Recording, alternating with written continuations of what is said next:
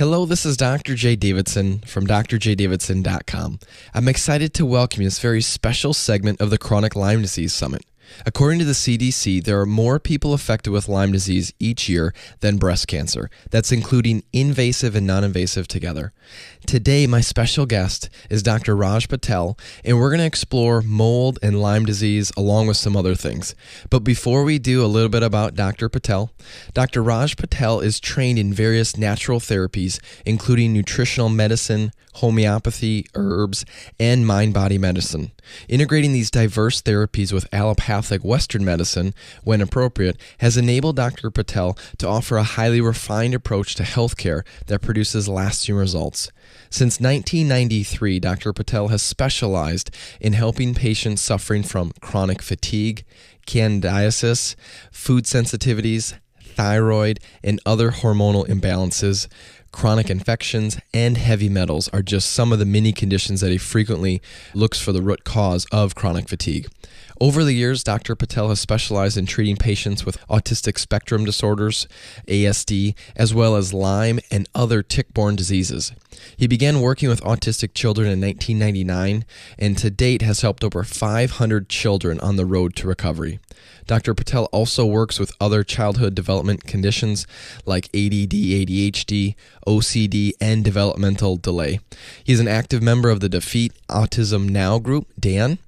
Another area that Dr. Patel specializes in is treating Lyme disease. It is well documented that patients with chronic Lyme disease also suffer from candida, food sensitivities, accumulation of heavy metals, and hormonal imbalances.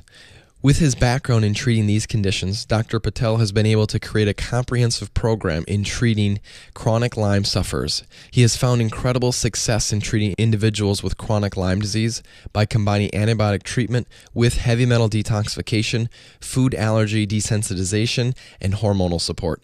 Dr. Patel is an active member of the International Lyme and Associated Diseases Society, the ILADS, and has also completed advanced training in pediatric Lyme disease. Dr. Raj Patel received a master's degree in physiology and received his medical degree from Rutgers Medical School in New Jersey. Thereafter, he finished a 3-year residency and became board certified in family medicine. Dr. Patel subsequently worked a large multi-specialty medical group in Southern California, delivering the full spectrum healthcare. In 1993, Dr. Raj Patel moved to San Francisco Bay Area to become the medical director of Woodside Family Health Center. Here, he began to integrate his knowledge of natural therapies into his medical practice. Dr. Patel also has over 20 years of experience in meditation and dream work. These and other tools of mind-body medicine have become valuable for Dr. Patel in helping people gain a deeper understanding of their health issues. Dr. Patel, I want to welcome you to the Chronic Lyme Disease Summit.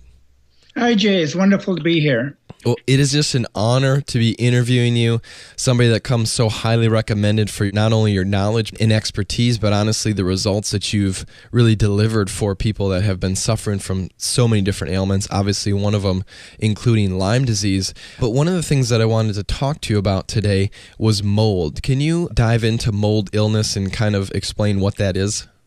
Sure, absolutely. This is a fairly new condition that's kind of come on the horizon.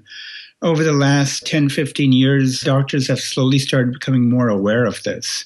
Basically, mold illness is an uncontrolled inflammatory response when an individual is residing or spends a significant amount of time in a water-damaged building, whether it's at work or at home. What happens in certain individuals that are genetically susceptible, they start getting this inflammatory response, which over time starts damaging the hypothalamus in the brain. It results in endocrine and immune compromise and can result in a wide variety of symptoms ranging from cognitive impairment, severe fatigue, gastrointestinal disturbances with leaky gut syndrome, food sensitivities, joint pains, light sensitivities. Is a huge range of symptoms. And it's really a severe systemic condition that can result in severe impairment. Wow. So when you're looking at mold is a biotoxin, just means basically a living, produces living toxin. Just like Lyme disease, what kind of symptoms, would we look for with somebody with mold illness per se versus Lyme, or when they have both? What do you see clinically? Well, that's one of the things that I really feel is being missed out there among many physicians that treat Lyme, is that when an individual has concurrent mold illness, because the symptoms are so similar, it's very difficult based on a history to be able to separate the two out, whether the person truly has Lyme or whether they truly have mold illness or whether they have a combination of both. What I'd like to maybe explore a little bit further is some of the labs that are available that can be used to help both the patient and their health practitioner try to separate and tease these two conditions apart to figure out what's really happening, because the symptoms are just so similar. Okay, yeah, that'd be great if you can go into some lab work. So, basically what I want to highlight is several things. One of the lab tests that we use pretty routinely is C4A. C4A is a cytokine marker of inflammation involving the innate immune system. And we typically will run the C4A through Quest Laboratories or one of the other labs that sends their blood samples to National Jewish in Colorado. Now, a normal C4A is up to about 2,800. And both Lyme and mold will cause elevations in C4A. The difference is that when you see a very high C4A that's significantly above 10,000, you really have to suspect mold. Now, there may be Lyme concurrently going on, but Lyme rarely will take the C4A by itself above that marker. So that could be one tip-off if someone has a very high C4A. The other test that we will do when we're not sure is something called serial C4A testing. And what this involves is basically giving an individual first a baseline lab test. And if that comes back less than 10,000, but let's say you're still suspecting mold, what we'll do is we'll give the patient some cholestyramine. This is an old medication that's been around for a long time that's historically been used to lower cholesterol. What it does is that it binds to these mold toxins in the gut and prevents them from getting reabsorbed. So it becomes a way for these individuals to excrete these toxins through their GI tract. And as the cholestyramine binds and removes these from the body over time, over a matter of a few weeks, the C4A marker starts to come down. So after about 4 weeks of high-dose cholestyramine, which is typically about 1 scoop 4 times a day, we'll repeat the C4A again. And usually in individuals that have either a mold component or have primarily mold illness, the C4A will drop dramatically. And then after that, we'll have them stay in their house for 5 days. And they're allowed to go outdoors, but they are specifically instructed to stay away from other buildings completely. Even a 5-minute trip to Costco or Walmart or someplace, if it's moldy, will interfere with these results. So on the 5th day with no cholestyramine, we'll repeat the C4A again. If they're living in a water-damaged home, the C4A will go up because they are going to have this inflammatory response start to kick in again. So that can give you a pretty good idea, not only whether the person's living in a moldy environment, but also whether they're having this inflammatory response to mold. Wow, that's just excellent. So the C4A is a blood test that you can run. Now, I always heard that National Jewish Laboratory was the most accurate, but I didn't believe that Quest actually uses that laboratory in Colorado. Yeah, they exclusively will send all of their C4As to National Jewish. The other laboratory in our area is BioReference Laboratories. So individuals out there, throughout the U.S. can contact some of the local laboratories to find out who is processing their C4A. Okay, so C4A, just for clarification, that's a biotoxin marker. So if somebody has Lyme or mold or both, then you would see that C4A number increase? That's correct. And when you were saying greater than 10,000 is very suspecting of mold as being a piece to the puzzle. That's correct. And I should also mention, for sake of completeness, the other condition I find that will cause very high C4As above 10,000 is if there's chronic viral reactivation because of immune compromise. Wow, that's really great information. And then the cholestyramine, which is classically been known to be a cholesterol-lowering medication, it binds basically the mold biotoxin in the bile to excrete it, to pull it out. So if you're doing the serial C4A testing, where you give them cholestyramine and then you monitor the test, and you see that go down on the subsequent C4A, that means that they did have mold exposure, but they're not necessarily living in mold? You can't comment on that since you are using the cholestyramine. It will bring it down. Yeah, so if somebody has mold toxicity and their C4A is high, you take cholestyramine, it'll drop that C4A, but you were saying that if somebody's actually living in a moldy environment and you start taking cholestyramine, binding the mold, that it can actually even increase that C4A? Well, what will happen is that you do a baseline C4A. Then for the next 4 weeks, you have them take the high-dose cholestyramine, and then on the end of the 4th week, you repeat the C4A. And technically, that should come down. And then 5 days later, just staying in their house, if the third C4A on day 5 off cholestyramine goes shooting back up, then that gives you the evidence that they have mold in their home. The second C4A dropping after the first one with the high-dose cholestyramine basically tells you that there's a mold illness component. Okay.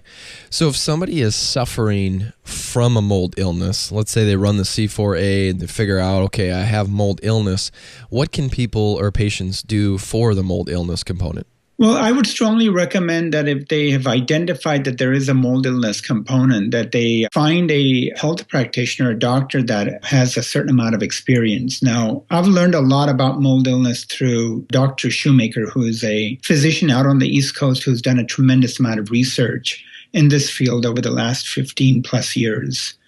So if you go on his website, survivingmold.com, there is actually a list of physicians who have been certified and who've spent enough time learning about this condition that they will be able to offer the patients the right approach. Great. Yeah. And that seems to work. Yes. Dr. Shoemaker is such, he really led the whole mold education and knowledge base. And I believe even on their website, they have the visual contrast sensitivity test online as well, too. That's correct. And you know what? You could also use the VCS test also in conjunction with the C4A, because you'll see that same type of change with the eye exam. It'll be abnormal initially. It'll improve with the high-dose cholestyramine. Then it will get worse again after 5 days of exposure. Okay. So the VCS, the visual contrast sensitivity, you can do that either online or you can actually do the physical one. Do you do the physical one in your office?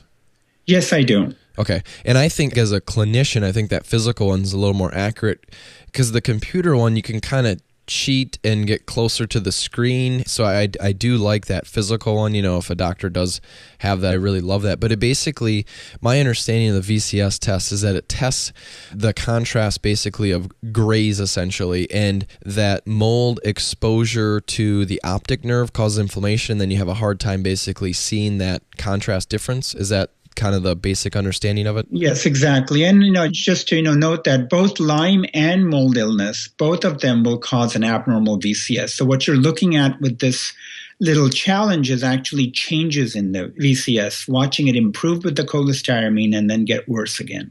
Do you have any recommendations if somebody's dealing with mold or suspecting mold, especially in their house? Because I see so many people that live in a house that is very musty, mildew, definitely suspecting mold. But it seems hard for people to just, up and leave. So they always want to try to clean it up. Do you have any recommendations about if somebody actually has mold in their house? That's one of the hardest conversations that I have with my patients, is that once we've, made the diagnosis of mold illness, once we've proven that they are reacting to their home, it's a difficult conversation because it can potentially get very expensive. The patient may not have a place to go.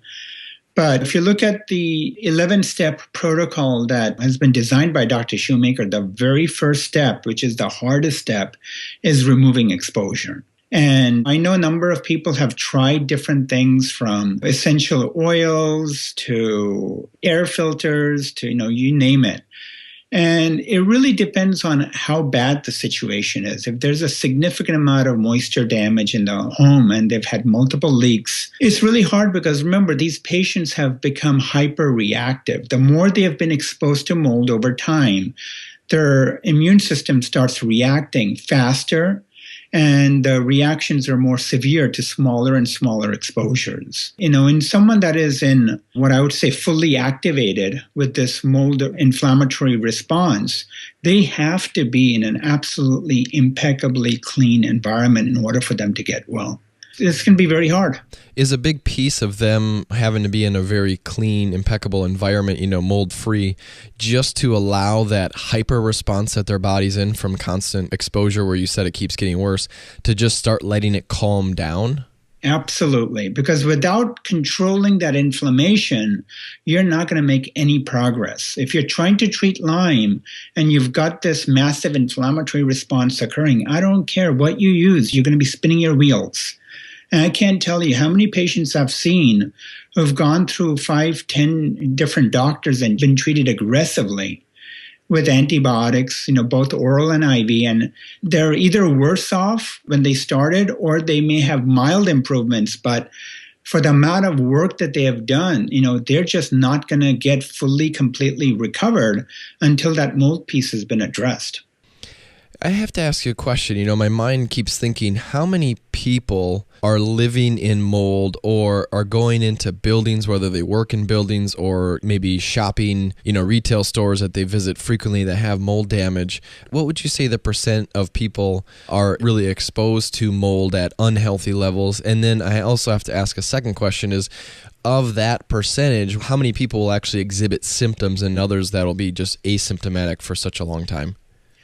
Those are very good questions. So first and foremost, I want to make it very clear that people get sick from mold exposure and develop mold illness. Really, it's a small percentage of the population. Typically, about 1 in 4 in the general population are genetically susceptible. So that's the part of the population that's going to be at risk. Now, you got to take it one step further. Just because you have the genetic susceptibility doesn't mean that you're going to get sick. It really requires another independent hit to the immune system, whether it's Lyme or something else. So, most people, even if they're genetically susceptible, if they're healthy, can go into moldy environments and have no problems. And as far as the other question you mentioned, most buildings, and I would say easily over half of the offices and stores and public buildings have some degree of moisture damage, but it doesn't affect the majority of the people. It's only those that have gotten their inflammatory pathways primed that are going to start to feel sick when they go into these places.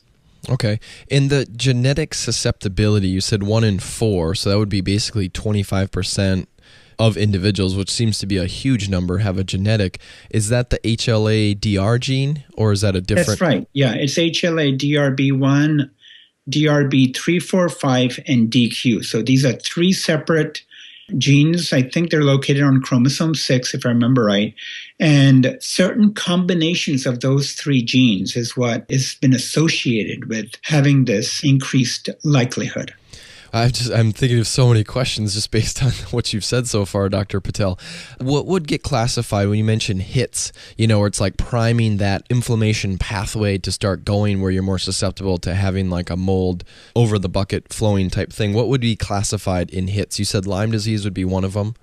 Lyme would be one of them if someone has major surgery, if someone's going through an extremely stressful period over a long period of time, anything that would potentially, affect the integrity of the immune system and cause some degree of immune compromise. Okay. That makes total sense too, Dr. Patel. I'll speak for my wife's own circumstance. There was a couple times where the Lyme reemerged before she's really completely recovered. One was mold exposure in my apartment and then emotional trauma at the same time. That seemed to set her in a tailspin, which, mold being part of that. And then the second time was after birth of our child. And obviously there's a lot of physical trauma. So all those could basically be hits to. That makes total sense. That would make sense too. Why? Yeah, just some of the clients that I work with, the situation that they went through, and then all of a sudden, boom, they've really hit that. So I have to ask a question too about looking at mold in a house. Is there an ideal method or a method you prefer to try to identify? Is there mold in a house? Because I'll say personally, we bought our house about 4 or 5 years ago. And what we did, we hired a quote unquote mold tester, and they basically had Petri dish that was attached to a suction device. They suctioned the air outside the house and then a few different areas in the house. And then they sent it into a lab to be analyzed for mold to look at the difference between indoor versus outdoor spores. What's your feeling on that test or just looking at mold in a house? Air sampling is a useful tool, but, unfortunately, a lot of quote-unquote mold experts simply rely on that, and it's just not enough. And there's a number of reasons why. Certain species of mold, like Aspergillus and Penicillium, tend to become airborne very easily. So those mold toxins will show up on an air sample, quite easily. Other types of toxic mold that can be found in water-damaged buildings tend to be more sticky. When you look at toxins from a Stachybotrys, it doesn't become airborne as easily. So, there's some variations there. And then when you're looking at a Petri dish and trying to grow mold, some species of mold will grow more easily. So you have this competitive inhibition, which will then prevent some of the other species that don't grow as fast from showing up. So, if you're going to have a mold expert to come in, you really want to make sure that they know their stuff well. And they're going to be doing not just air samples, but they should be doing ERMI testing, where they collect a sample of dust and have it analyzed for the presence of fungal DNA. They should also be doing an exhaustive inspection of the house, looking at the attic, looking under the house in the crawl space, anywhere that they can find any potential signs of moisture damage that might be visible. Other things that they can do is they can use a moisture meter and look for the presence of moisture behind a wall. So there's a number of different tests that these individuals can do. And, if you find the right person, you're going to see that they're going to be doing an exhaustive evaluation of the house. And in those situations, most of the times they can find it. But I tell you, this is a real art. And I've seen some of the best people out there miss mold. Wow, it reminds me almost of clinically diagnosing Lyme, that you have to, take into account so many different clinical pieces, not only lab tests, but examination history. Yeah. Kind of like what they're doing with the house. My recommendation for most people, if they're looking to rent or buy a house, is to do an ERMI test. If you do it right, it's not perfect and it does miss certain things. But, I think if you were to look at any single test, the ERMI is the easiest and the most cost effective. Great. What a good recommendation. So I'm in Milwaukee, Wisconsin is where I reside, the Midwest.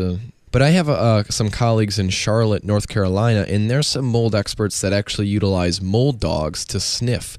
I have yet to locate anyone in my area, but have you ever heard of that or have any experience in that category? I've heard about it, but it's a fascinating idea, and I haven't had any personal experience. I do have a number of patients who've become hyperreactive who do a pretty good job when they walk into a building. They know right away, within seconds, if it's moldy or not. I would agree. I have a friend that he lived in a house in Iowa, and all of a sudden he got sick, his wife got sick, his daughter got sick. Come to find out, the previous owner was known as the crazy guy in the block. He would mow his lawn at 2 or 3 a.m. in the morning. People just thought he was nuts. They discovered black mold behind the cinder block of their house. So that was what's making him sick. And he was correlating that to the previous owner, which he found out after he had bought the house. But after that exposure, anytime I'm at a seminar with him, he'll walk in a room, sniff, and he'll know instantly mold or not mold, just from, I think people develop such an amazing ability that have been exposed to it. Yeah, they're basically experiencing this inflammatory response, which kicks in, very rapidly when they're in a water damaged environment, and they can feel it. Their whole body starts to react. That just makes so much sense. So getting into treatment, what are you talked about cholestyramine. What are some things that you like to recommend to your patients in-house? What are some at-home recommendations, I guess, that you would have for mold and Lyme? Jay, before we jump to that, there's one other piece of information I'd like to share with the people out there. And this is a fairly new test that can help in making the diagnosis of mold illness. And that's basically running an MRI of the brain without contrast with a neuroquant analysis. What Dr. Shoemaker has found is that there are very specific changes that happen in these individuals that have had this chronic inflammatory response from mold. Certain parts of the brain will enlarge and other parts tend to shrink and atrophy. And when you run this neuroquant analysis on an MRI, if you see those changes, it's like a unique fingerprint that will tell you that the individual is suffering from mold. Wow. What cutting edge testing. How long has that been available or known for the mold pattern? It's been around for, I'm guessing, a couple of years, and I started using it about 8 to 9 months ago, and I have found it to be an absolute invaluable tool because so many times, when patients have both mold and Lyme, and especially when a patient is faced with making some potentially very life disruptive and potentially expensive changes in their life by moving or selling their house, you want to provide, as a physician, I feel obligated that I need to provide them with as much proof as I can. And while the serial C4A testing is very useful, certainly, having an MRI with the documented changes in the brain can, help individuals understand the potential seriousness of this illness and its effects. Just fantastic. Yeah, I would agree. You have to show them testing results that would reflect, or things that would reflect that, in order to really change the mind of that patient to know they have to, like you said, one of the toughest things is just removing the exposure sometimes, or dealing with the house mold. That's correct. So getting into treatment, what have you found to be effective with mold and Lyme disease patients? So what I do with these individuals is kind of follow a little, 4-step program. And I find that if I don't do it in the right sequence, things just don't work. So the first step, as I've mentioned, is eliminating exposure. So once you've helped your patient find a safe sanctuary where they're not being exposed to mold, the next step, obviously with the cholestyramine, is to reduce the inflammation. And once the inflammation comes down, many individuals, not everyone, but many, will see subjective improvements in their symptoms immediately. The third step is to look for the presence of MARCoNS. And this is multiple antibiotic-resistant coagulase-negative staph. Okay, it's a mouthful. But basically, it colonizes the nasal passages. But what happens is that in these individuals, the staph happens to be resistant to 2 or more antibiotics. This staph will then start producing certain compounds called hemolysins, which degrade circulating melanocyte-stimulating hormone. And that then further aggravates this whole mold illness with all the symptoms and everything, because it's basically compromising the hypothalamic function. So we'll basically do a swab in the nose, look for it, and if it's there, we will go after it with a nasal antibiotic solution. Once the MARCoNS has been eradicated, then and only then do I start to go after the Lyme and the associated co-infections. And I find that when I do it in that order, the Lyme treatment is so much easier and so much faster. Wow. So your 4-step approach is basically eliminate exposure. So if somebody's in a moldy environment, remove themselves from that and stay in a very clean, non-moldy environment. The second step you said was reducing inflammation, which the cholestyramine would fit into that category. The third one was running tests for the staph in the nasal passages, MARCoNS. And that's just a swab that you would swab in your nose, send into the lab, and then they would tell you? That's correct. You have to make sure, though, that you go fairly deep. Okay. So putting the swab, way up the nasal passage. That's correct. Okay. And then the fourth, if they test positive for that, then you would go after that, like you said, before you even touch the Lyme, which is in the 4th step. That's correct. Wow. So what's interesting, it seems like the human mind is, if you find out you have Lyme, you want to go after that, but that's the 4th step in your 4 steps. Like there's 3 things before that to deal with even before you get to Lyme.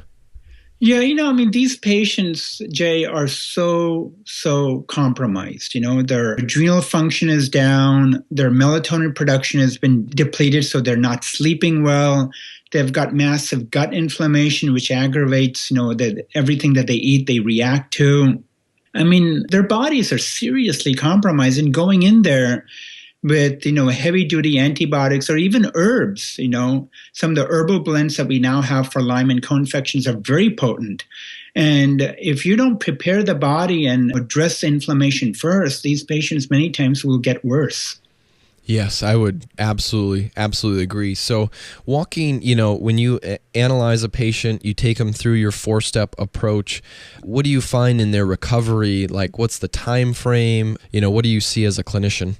Once they've done the first 3 steps, okay, they've eliminated the exposure, we've reduced the inflammation and the MARCONs, and now we're ready to start treating the Lyme and the co-infections. Typically, I tell my patients you're looking at roughly about 2 years. And the main reason for this is that the average Lyme patient will have about 7 different infections. It could include parasites. It could include, obviously, Lyme and other, tick-borne infections. It can include viruses that have become more active because of immune compromise. So to address all of these different conditions in the face of immune compromise, it can, 2 years is a reasonable time frame. But one of the things I always tell my patients is that you should be able to look back every couple of months and say, I am feeling better now than I did 2 or 3 months ago. And as long as you can keep saying that, you know that you're on an upward trajectory in terms of your treatment and that you're continuing to improve. So the 2 years was basically for step 4. Once you get through the first 3 steps, you get to the Lyme step. Then you're saying typically about 2 years based on the average person having about 7 infections? Yeah. Now, one of the keys that I always use is their genetic testing. You remember the lab test that we talked about with the HLA? Yes. Okay. So there are certain combinations with those 3 HLA genes that make people mold susceptible, but then there's other combinations that make people Lyme susceptible. And then there's still other combinations that make people what we call multi-susceptible, which makes them susceptible to both mold and Lyme. What is fascinating, and I've seen this consistently over and over again, is that if someone is purely mold susceptible, okay, so they only have mold susceptible genes or non-susceptible genes. They do not have any Lyme susceptible genes. They do not have any multi-susceptible genes. In these individuals, okay, once you've done step 1, 2, and 3 and you're ready to treat the Lyme and the co-infections, these people recover very fast. And typically in about 6 to 8 months, they're done. Whereas the patients that are Lyme susceptible or multi-susceptible, they typically take about 2 years on the average. That makes sense. Is there a laboratory that you favor for looking at the HLA genes and the genome that relates to that? Most of the laboratories will run those. We typically use LabCorp in our office. Okay. Great. And before we did this interview, you had mentioned VIP to me. Can you explain what is VIP? VIP is the final 5th step, and this is for very important patients. Okay, it's really what it stands for is vasoactive intestinal peptide. And this is absolutely amazing because what I find consistently, whether a patient has severe chronic Lyme disease or whether they have severe chronic mold illness or they have both, once you've eradicated the Lyme or you've removed them from the moldy environment and done the cholestyramine, these patients do not get completely well. Even after you've gotten rid of all of the bugs, they've maybe recovered about 70%. That 30% is still elusive. It's missing. And the reason is because there's this massive amount of damage that's been left behind by the inflammation from both mold and Lyme. And in order to repair the damage, that's where the VIP, comes in. What it is VIP is produced by the hypothalamus. It's a neuroregulatory hormone in the sense that when your body actually will start producing more VIP to help stimulate repair. But its ability to produce more VIP gets compromised over time in the presence of uncontrolled inflammation from mold and Lyme. So once all of these steps have been done and the person's been properly prepared, we'll put them on VIP. And what VIP does is it will start to reverse this hypothalamic damage. So melanocyte-stimulating hormone, which is one of the key hormones produced by the hypothalamus, starts being raised by the VIP. And as MSH levels start climbing, the body starts producing more melatonin, so the individual starts sleeping the way they're supposed to normally. VIP also has a number of other effects. It helps to downregulate aromatase, which then helps in normalizing the levels of testosterone. It helps in correcting T regulator cells, which is one of the key switches causing inflammation in the body. So as you start correcting the levels of Treg cells, inflammation starts getting properly managed. A lot of the inflammation in the gut that's been resulting in food sensitivity starts healing. The gut lining actually starts healing. It's absolutely remarkable. A number of other markers, VEGF levels start to climb, which allows more oxygen to the muscles so people can start working out normally like they used to. There's just so many beneficial effects. When I've looked at VIP, it actually helps stimulate and kicks in hundreds and hundreds of gene systems that are involved in repair and restoration.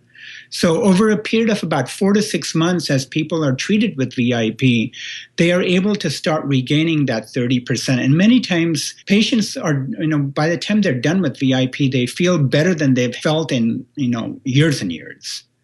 And the other critical piece that VIP will do is that it will start reversing this hyperreactivity that our mold patients have. So that way, someone that couldn't step into a water-damaged building in the past because they start reacting within minutes can now go in and, maybe go to a restaurant that might have a little bit of mold, and they can have a meal and have no problems, or go to a movie theater and watch a movie for 2 or 3 hours and have no problems. So this has really, really been remarkable. Wow. So just to clarify, I'm trying to process the VIP, the vasoactive intestinal peptide. Is that something that is basically produced and then that leads to inflammation that's really left behind from the mold in Lyme, or VIP is more of a treatment step? VIP is more of a treatment step. And what happens is the hypothalamus makes VIP and MSH. Okay. And its ability to synthesize these hormones is compromised from the inflammation. Gotcha. So in other words, treatment focusing on the HPA axis of the hypothalamus can benefit the MSH hormone along with the VIP hormone. That's correct. Okay. And that would make sense too, because so many people that I find with Lyme or mold or both have hormonal issues. So this would be the component to help with hormones as well too? That's correct. Absolutely. It's all making sense. So it's not really a 4-step approach. You've got a 5-step secret approach here. Fifth step. That is just fantastic. I joke around with my patients because I tell them, I go, by the time you're done with VIP, you're going to be knocking off about 15 years, if not more, from your life. And you're going to kind of see how you used to feel. You're going to be able to regain that level of vitality. That would be fitting then too for the very important patient category. So that's right. Getting that 5th step. As we're kind of closing up this interview, Dr. Patel, do you have any things about Lyme or mold, maybe some things at home or some misconceptions that you just want to touch on to make sure our listeners know about? Your 5-step approach is just absolutely phenomenal. Yeah, I think that the biggest message I want to kind of put out there, to both health practitioners and patients, alike, is that look for this inflammation, address the inflammation, get the C4A down. You need to get it down to around maybe 5 to 6,000, maybe 7,000 max. And if you're hovering significantly above that, there's inflammation that needs to be addressed first and foremost. Excellent advice, Dr. Patel. I want to thank you so much for taking time out of your very full schedule that I know you have for allowing me to interview you for the Chronic Lyme Disease Summit. Thank you, Jay. I've enjoyed being here. Well, as you've heard from Dr. Raj Patel, mold and Lyme seem to coexist, and there's many pieces to it. So definitely get educated, definitely find somebody that knows their stuff and can really help you. And it's important with Lyme disease and other mysterious illnesses that we look at the body as a whole, holistically.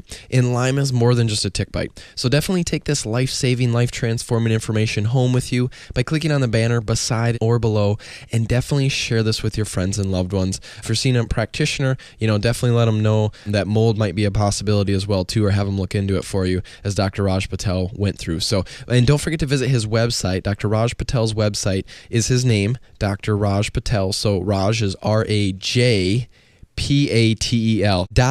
So drrajpatel.net. You will not be disappointed. Maximum blessings. This is Dr. J. Davidson.